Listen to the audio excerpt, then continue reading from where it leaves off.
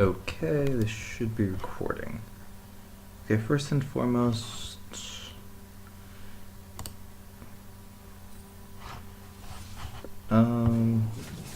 for anyone who can jump on you early on, you were right for taking your Q. You just want to stay back and wait for them to show up in lane first.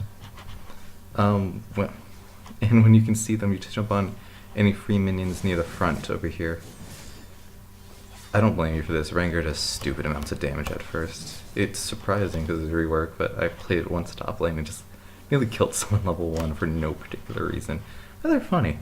Are you being stupid? Rengar being stupid? Okay. Actually, I don't know what Rengar does there, but I'm just gonna pretend I know.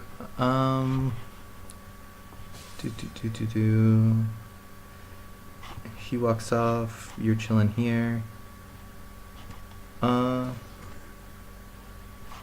here you can jump that minion's fine. Got that one, you get nicked by that, that's fine, you're lower than HP than he is. You can actually jump to that minion right there and you could just immediately stun him. But what I mean is right there, you jump to him instead of the minion.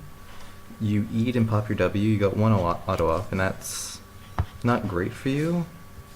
But right here, you keep finding him after the stun, and you have none of your damage right now. Like, imagine if you had your W there, he'd be super dead.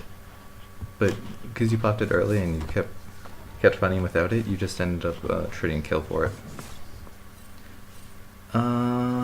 This was my fuck up. Rengar being dumb, I'm assuming, I actually don't know off the top of my head. Jax being dumb, and the last one.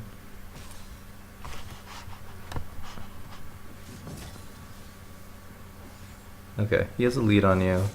This is rather annoying. Jumping to that minion is risky because he has a lead on you.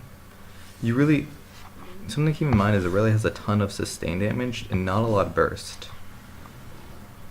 We're gonna pause it here. We don't need to watch that. She has a ton of burst damage. Oh no. She has a ton of sustain damage. Her burst is very low outside of her Q. So what you want to do is try to get your ulti procs in as you use your Sheen. If I remember correctly, you do have a Sheen for that. Okay, that's the gold.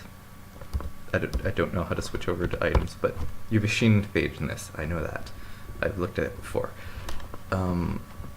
You want to wait for the minion wave, your minion wave to crash into his. I'm not displaying it.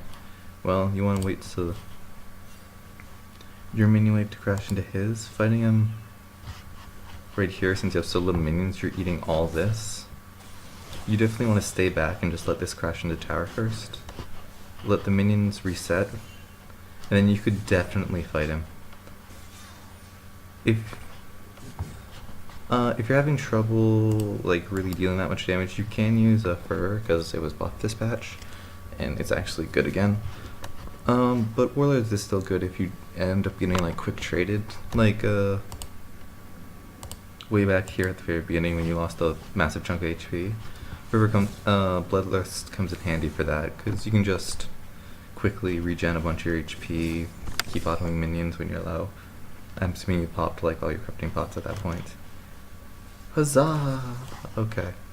This is my first time doing a tutorial. This was so much me just wanting to do this. Thank you. Sorry if this seems a bit condescending. This is actually really fun for me.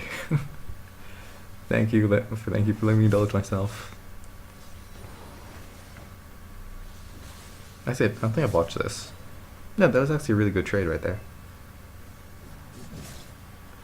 And you unfortunately get nicked by the end of that, but again, you have Warlord's Bloodlust, so losing that trade even a little bit doesn't really matter that much. You can just chill back.